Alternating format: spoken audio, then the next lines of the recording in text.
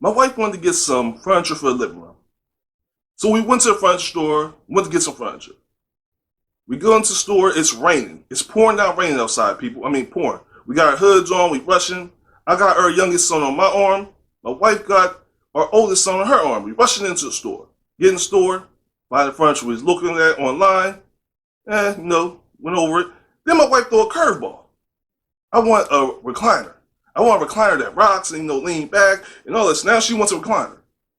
So I'm like, okay, we getting a recliner? You gonna get you one, get me one? She's like, no, I'm getting me a recliner. So I look at her and say, yo, so what about me? I want a recliner too.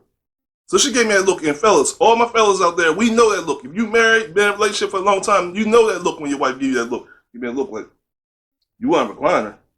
Well, you better sit in that chair and act like it's reclining. You better put your feet up and act like it's reclining. She said, you tell people all the time on your show, use their imagination. Use your imagination when you sit on the couch, kick your feet up, act like you're in a recliner. Act like you recline back. So I said, you know what? So you gonna buy you a recliner, you want me to act like I'm in a recliner. You know what? You something else. She is something else. Nah, she didn't really say that, but she did buy herself a recliner and then buy me one. She didn't say all that, but she did buy herself one. All right, so you know what I said? Under my breath, not for her to hear it, I said, wait till she go in the bathroom. Like, yeah, you told me that stuff. So I'm like, this is your recliner. You gonna sit there? Wait till you go to the bathroom. Watch me be sitting in that recliner. Watch. I'm gonna act like I'm asleep too. As soon as you get out of that chair, I'm gonna sit there, kick my feet up, act like I'm asleep. I got something for you. Then when you try to get me out, I'm gonna pretend like I'm in deep sleep. You can't even move. Every time you get up, you ain't gonna never wanna go to the bathroom. You gonna wish you had a bathroom in that recliner. Nah, but I'm trying to set this up for a bigger backdrop to a bigger point. So as we leave in the furniture store, still raining outside, I noticed something. Difference was now our youngest son, is on my wife's arms. Our oldest son is on my arm now as we leaving the furniture store. Still pouring. I noticed he got this book bag on. Now y'all call it satchel, man purse, whatever y'all want to call it. I ain't judging you. I just know I ain't wearing one, okay? He got his little man purse, satchel, book bag. He don't like me calling it book bag. He call it satchel or something.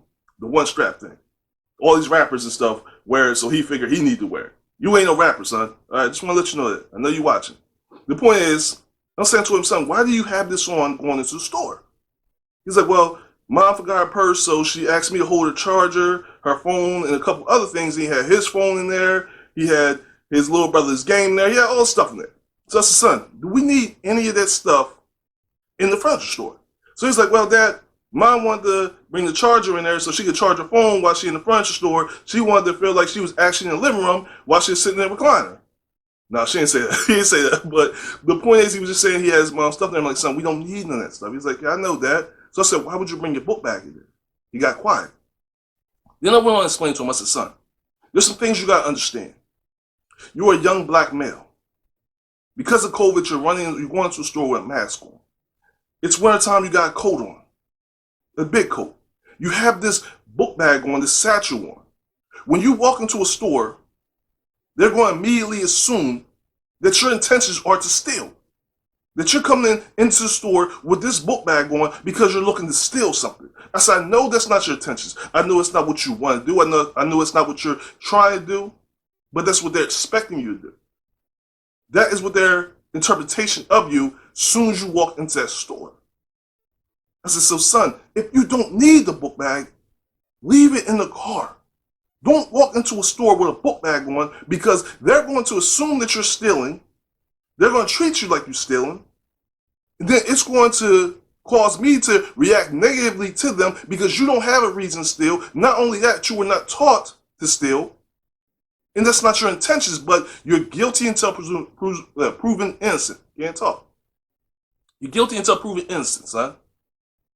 I said, so they're immediately going to look at you as a young black man in America and assume that you're guilty and that your intentions are to do something or that you already did something. I'm having this conversation with him. It's like, son, you have to understand how to move out here. You have to understand how to move.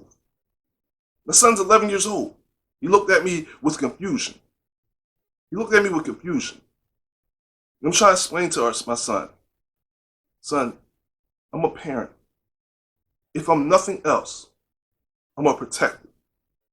I'm a protector and always will be a protector of you. As parents, that's all we can be in this world. That's all we are at the end of the day. We're protectors of our children. No matter how old our children get, no matter where they move to, what they do in life, we're always going to be protectors of our children. At the end of the day, if we're nothing else, we're always that. But my son was looking at me with such confusion as I'm having this conversation with. Some of you are looking at me with confusion. Some of us feel like, yo, this is a conversation we should never have with our young children. Why should we have such a deep conversation with our young children? And it took me back to the Central Park Five. You remember Central Park Five, people? Remember that? Bunch of young kids. Some of them was even my son's age. 11 years old, running through Central Park at night, having a good time, just having fun, acting all rowdy, doing what kids done. Doing what we used to do when we was kids. We probably did worse when we was kids, trust me. And you remember how that ended? A lot of these kids ending up in an interrogation room, no parents, no lawyers, being forced to confess to a crime that they didn't commit, being forced to confess to a rape that they didn't commit. You remember that? A lot of y'all talking about Donald Trump and how he gave y'all that $1,200 stimulus check. Y'all all hype. Yeah, Donald gave you that $1,200. Y'all was balling out. Then the $600 stimulus checks they was trying to get to y'all, they gave to y'all. Then Donald Trump was sitting there promoting that he was gonna give y'all extra extra $1,400. He was trying to push from 2,000. And y'all was like, yo, Donald Trump is all right. I ain't vote for him, but now he's okay. Don't forget about all the crap he did, all the bad things he did, because he tried to get us $2,000. Donald Trump's all right. I probably should have voted for that man. But you forget about something, though. You forget about Donald Trump and the Central Park Five were arrested, took out a front page ad, basically campaigning for them to be executed for a crime that these kids did not commit. These kids was robbed of their innocence, of their childhood. These were young kids scared, being interrogated by grown men, forcefully. Aggressive men threatening them.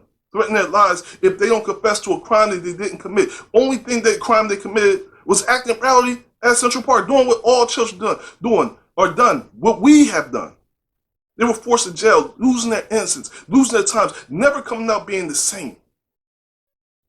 Even when they were able to overturn their conviction, they had to prove their innocence. Not only did they have to prove their innocence, even though the raper confessed, they had to prove and convince the DA, the court system, the judges, and everyone else that they actually did it. Then the police officers who were leading the case, even after the true person who did the crime confessed to it, still didn't believe it. To this day, still don't believe that they're not the ones that raped them. Why not? These are young black kids acting rowdy in the park. You know they was up to something, because if they didn't rape her, they had to be ready to rape somebody, right? But we ain't gonna make this about race, people.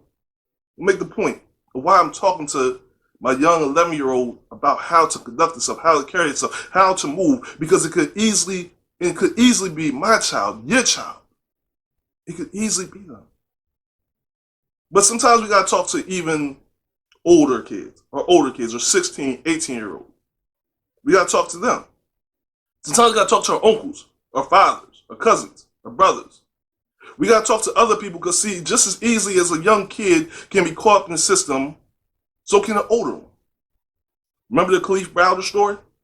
Man, y'all probably didn't check out the documentary. It's a tough pill to swallow, literally. It's a tough pill to swallow when you watch it. Kalief Browder was put in jail, Rikers Island, grown man, young little boy, grew up in foster care, put in jail for stealing someone's book bag. While he was in there, he was beaten, bullied by the other inmates, bullied by the COs, correctional officers, for people who don't know who COs is. He was bullied by them, beating on them.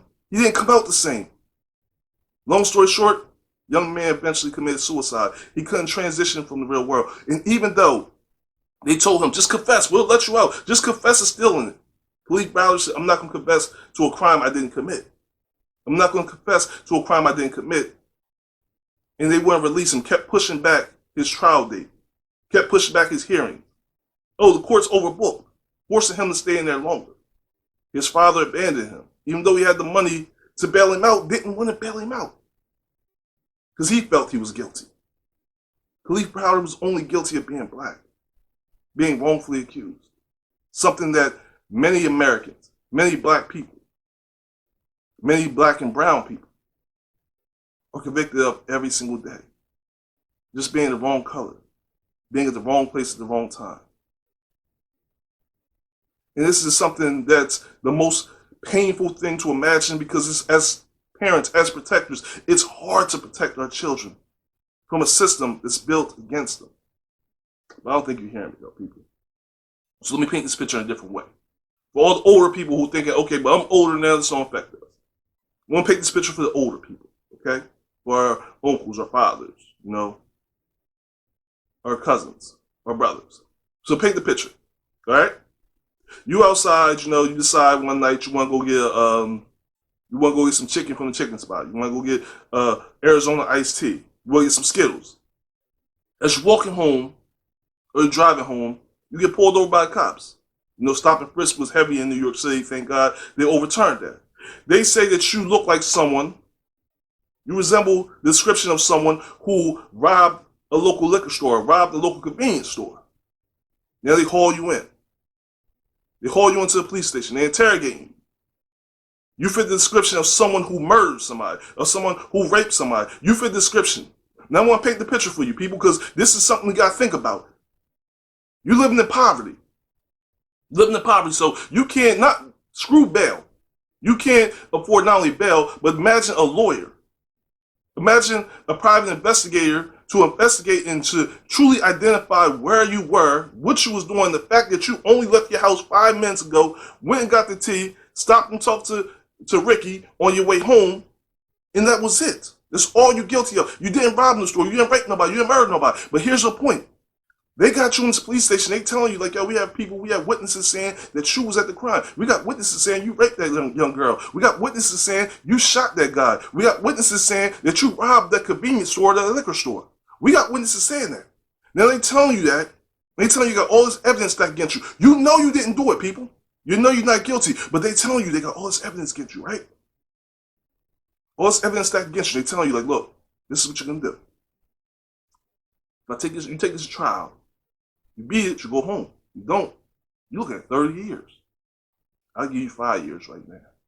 But you know what? I'm feeling generous. And sometimes police are feeling generous, ain't they? They're feeling generous.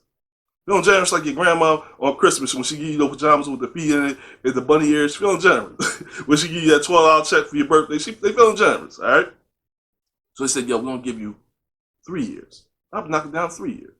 You can go home in 3 years. All you got to do is admit to this crime. But see, some cops are even more generous than that. Some cops are generous like Donald Trump when he was giving y'all that $600 stimulus check and he was up there pushing for $2,000. They say, you know what, just sign this confession and we'll let you go home today.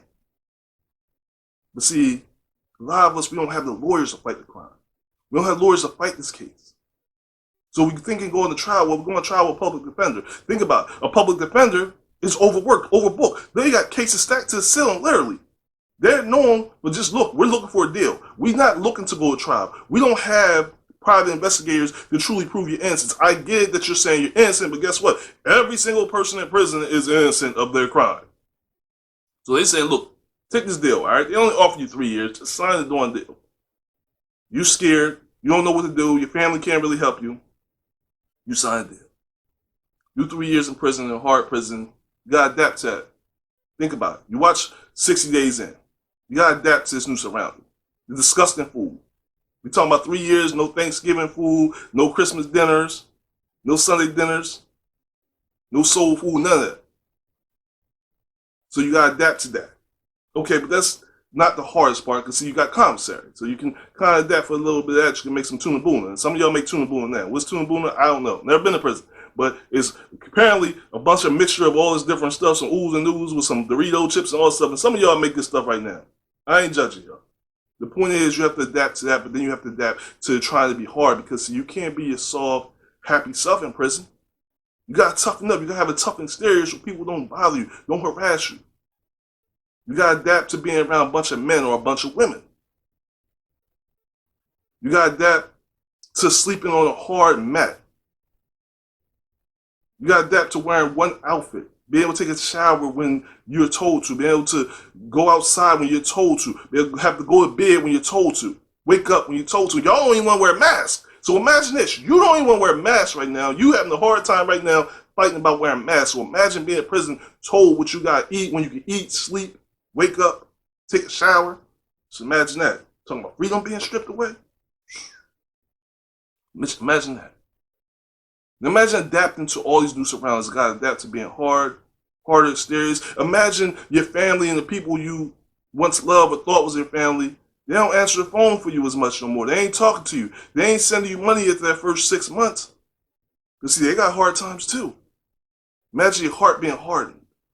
3 years, 5 years of your life missing. Imagine how much changes in that time. Imagine getting out. Imagine getting out. Now you got to adjust to the new world. You got to adjust to the world how it is now. You're not the same person as when you went in. You got a hardened heart. You got issues with family members and friends who didn't support you, didn't stick by you. That woman left you. That man didn't stick by you, he left you. Then you got to go out here and get a job. But see, now every time you apply for a job, you got to put felony on there. You got to put felony on there, and then people will say they'll turn you away. You had desires and dreams about going to college before you got arrested. When you left the house to get that iced tea and them Skittles, you had dreams about going to college. Now, those dreams are gone because now that you got felony, you can't even get into college and university that you intend to get into. Your whole life changed in the blink of an eye. And the whole problem with this, the biggest part of this is, you didn't even do it. Only thing you're guilty of was going to the store, getting an iced tea or some Skittles, and stopping to talk to Ricky. That was it. But now, you're convicted of a crime that you didn't commit. You're a felon. In the eyes of the world, they'll never look at you the same. You're a murderer. You're a rapist. And if you're a rapist, now you got to put yourself on a sex offender list. You didn't rape nobody, but now you're on a sex offender list. Look at how your life is just ruined, destroyed. And you wonder why I talk to my 11-year-old son about carrying a book bag inside a store?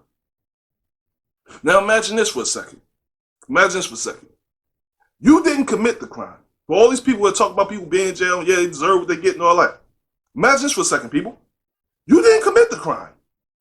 So if you didn't rape that woman, if you didn't kill that person, if you didn't rob that store, but you're the one put in jail, that means the person who raped that woman is still out there to rape someone else.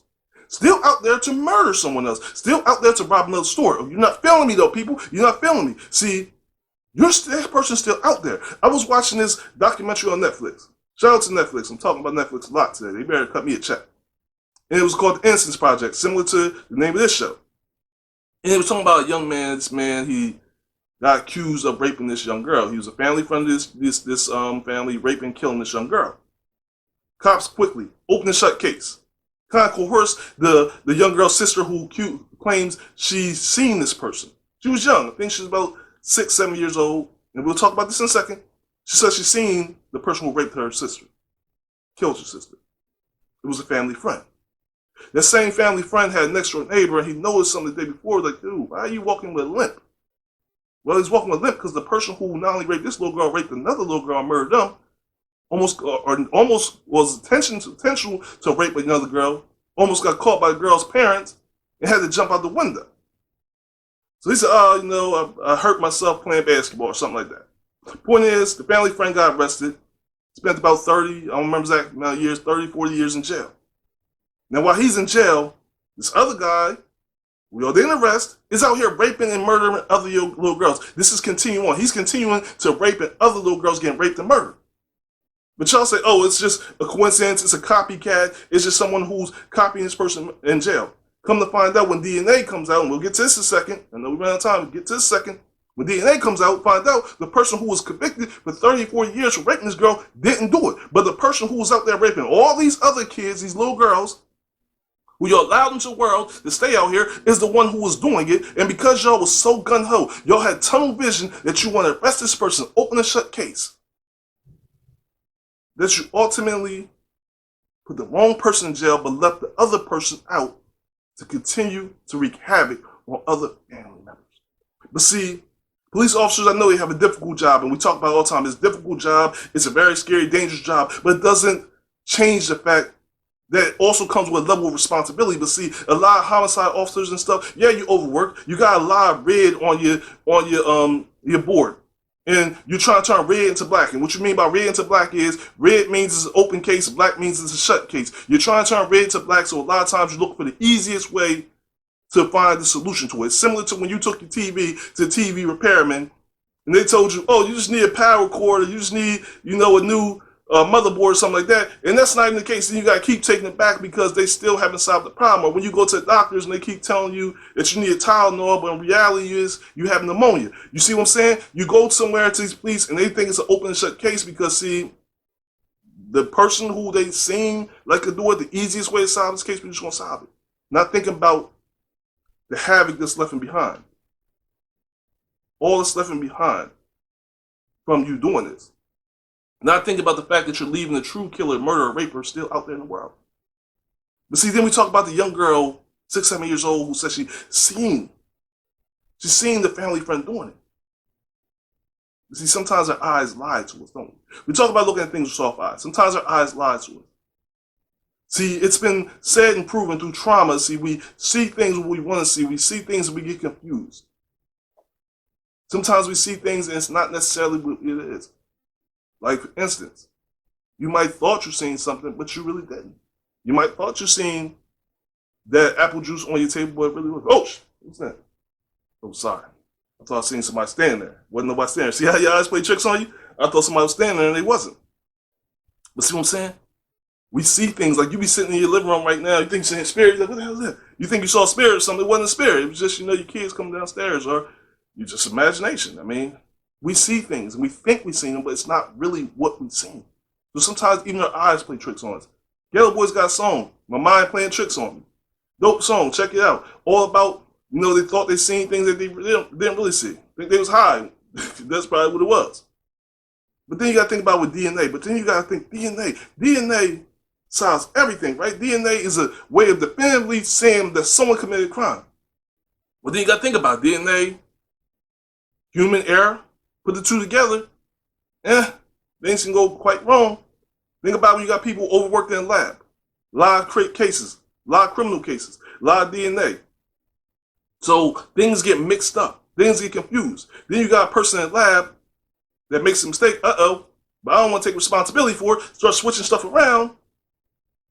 There you have it. You just got convicted of a crime not only that you didn't do, but now you got tied in 3-4 crimes. Talking about bite marks. Sometimes people confuse and lie on stand. But why wouldn't they? Sometimes police officers fabricate things. Fabricate things to make it seem like it was something that it wasn't. But why shouldn't they? Sometimes the DA don't always sit here and look for the truth for who they can convict. But why shouldn't they? I mean, unlike you who's committed to this crime, presumed guilty until proven innocent, see, the DA, the police officers, even the judges, what responsibility do they have for getting it wrong? I'll wait. The answer to that, people, is none. They don't have no responsibility. So if they prove, if you get forced in jail for doing a crime that you didn't do, and you later overturn it because you didn't do it, what you think gonna happen to the police? You think they're gonna reprimand the police, the DA, the judge? No, nothing happens. Not only that, then you have to convince a DA who's gun-ho, tunnel vision, believes without a shadow of a doubt that you committed the crime. You have to convince them that you didn't do it. You know how hard it is to get those cases back into the court system? To get the judge to reopen those cases? Then you got to think about it. You're already in poverty. So you don't have money to hire lawyers to fight the case, to spend all this time. This is not a short and easy process. This can take months, years to even reopen the case, reinvestigate the case. Then you got to have private investigators. You don't have money for that. You see how the criminal system is stacked up against you? And then you, like I said, the prosecutor, the DA, the cops, the judges, there's no responsibility for them wrongfully convicting you. But you think about you though, right? Going back to you, your childhood, right? If your mom or your grandma, because in my case, my grandma used to always send us upstairs to get stuff. She sends you upstairs, like, yo, go get those wheat thins from inside my bed. You come down there with some Ritz crackers, what's gonna happen? You know what's gonna happen if you bring back the wrong thing. Not only you do the wrong thing, but you falsely accuse your grandma of telling you to get the wrong thing. Like, my grandma, even though she told you to get the wheat thins, you come down with the wheat thins, but she wanted the Ritz crackers. Let's put it that way. She told you to go get some wheat thins, she told you to go get the wheat thins, but she really wanted Ritz crackers, right? So you go up there and get the wheat thins. She tell you, didn't I tell you to get some Ritz crackers? My mom, you said get the wheat thins. Well, smack you aside here, you get disciplined because you didn't get the right thing. I told you to get the weight thins, but I wanted Ritz crackers. Like, I know I told you Ritz crackers. You see what I'm saying? You get disciplined for doing the wrong thing or getting the wrong thing. There's a level of discipline for you. There's a discipline for you being in the wrong place at the wrong time. Like I told you, you just try to get the Arizona tea skills. Your wife told you, or your girlfriend told you, bring your mom straight home. Your mom told you, come straight home, but you just had to stop and talk to Ricky for 15 minutes, didn't you? You just had to talk to Ricky. Ricky wasn't talking about nothing. Ricky still owe you $10. He ain't not once mentioned that $10 Ricky owed. But that ain't the point, though. The point is, there is no consequences for these prosecutors, for these police officers who are wrongfully convicting you of this crime. So you're forced in jail, forced to spend 40, 30 years of your life. Got heart and heart, missing the world changing, missing your grandchildren, missing your children grow up, missing birthdays, missing Thanksgiving dinners, Christmas, missing the world as it changed, missing that opportunity to go to college, and now you're in prison. But see, no one cares about you when you're in prison because, see, most of society is going to look at you this way. Well, you deserve that. You should have thought about that before you committed the crime. You should have thought about that.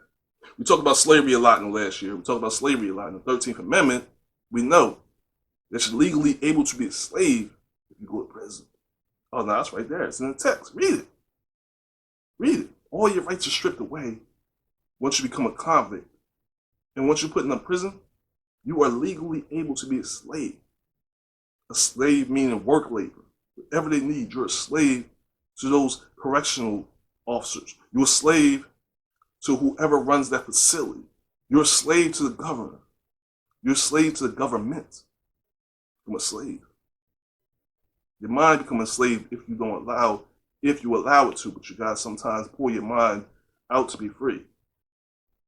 But that's a bigger story, bigger picture. The story for a whole nother day. The point is, all this is, there's so many people, there's thousands of people every year who are exonerated. Or not thousands of people, there are people who are exonerated from prison, from long sentences, from life sentences, 34 years because they were wrongfully convicted of a crime they didn't commit. Remember that movie, The Hurricane, with Denzel Washington? It's again, same situation. Two guys robbed the store, robbed the bar, killed two people. Hurricane, who was Denzel Washington played, was a boxer, and his driver was on their way home. On their way home, just happened to be in the same colored car. Happened to be black. Happened to be a cop that had a vendetta against Denzel because Denzel got off for a crime he committed when he was a young child. Remember, Denzel was like, yo, I'm going to pay him back now. I'm going to force him to be in jail for the rest of his life. No matter how many lawyers tried to retrial Denzel's case, there was no light at the end of the tunnel. There was some people from Canada that came down, risked it all, fighting to finally get him exonerated. Imagine how much time it's going to take to get you exonerated once you're convicted. Imagine how much effort, how much money, how much time it's going to take to truly get your case reopened, revisited by the judge, the DA, investigators, to truly prove your innocence. Imagine how many people right now who are truly sitting in prison right now who are innocent but proven guilty before they even came to court. Imagine, just remember, when you talk to young children, the Central Park Five, and how young they were, how they were treated. And you think these are special circumstances, but imagine all the stories you don't hear about, and you didn't see documentaries and movies about that resemble the Central Park Five. Imagine Kalief Browder and what happened to that young man. A person who grew up in the foster system, a person whose father abandoned him. Imagine how he changed and how even when he got out of Rikers Island, he couldn't adapt to regular life. He couldn't mentally escape the prison that he was forced in. Imagine what can happen simply by you just going to the store to get a pack of Skittles, Arizona iced tea, and stopping to talk to Ricky. How your life can change in just that instant. Imagine what you can do to change. I know it's not much I can offer you in the sense of trying to change all this and trying to stop it, because they call it blind justice for a reason. Because justice is truly blind. When you're convicted with cover over your eyes. You're convicted because they're not trying to see your face. They're not truly trying to see the facts. They're not trying to really see the truth. Because the truth can be a very expensive thing. And a hard thing to look at, a harder thing to swallow. So the truth is not really what's in the justice. So when we're looking for justice for all, we look for justice when we go to the court systems, That's not truly what we're looking for and truly what we can expect because, see, it's blind justice. So if it's blind justice that's similar to you going to the store with blindfold on, going grocery shopping, going to sneaker store, clothes store, you don't know what you're getting and you don't know what you're giving when you're paying. You're convicting people of crimes, too many, black and brown people, of crimes that didn't commit. Too many people are sitting in prison right now who are not just crying innocent, but are truly innocent. Making wine in toilets. They're making that wine in toilets, people, because they can't drink that fine wine that some of y'all drunk on New Year's. Reality is, people, we got to protect our children while they're still alive. And remember, it's never too young to talk to your children. It's important to explain to your children, not just about how they conduct themselves, but how the world sees them. And about the fact that there's a blind justice system, and that many of us are truly guilty until proven innocent. I want you to think about that when you're judging somebody. I want you to think about that when you're talking about somebody that's in prison and you're assuming that they deserve what they got.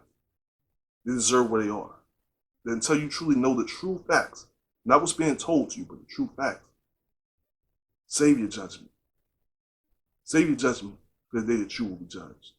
I want to thank you for joining me for another episode of the Past to Present podcast. As always, hit the like button, subscribe, please comment below. Let me know what you think about the show. Like I said, 2021's here. Hopefully it brings new opportunities, new blessings, healing, happiness, laughter, joy, peace into your life. And I hope you enjoyed this show. I hope you enjoyed this message. Hope you learned something, you got something from this. I hope you had a little fun.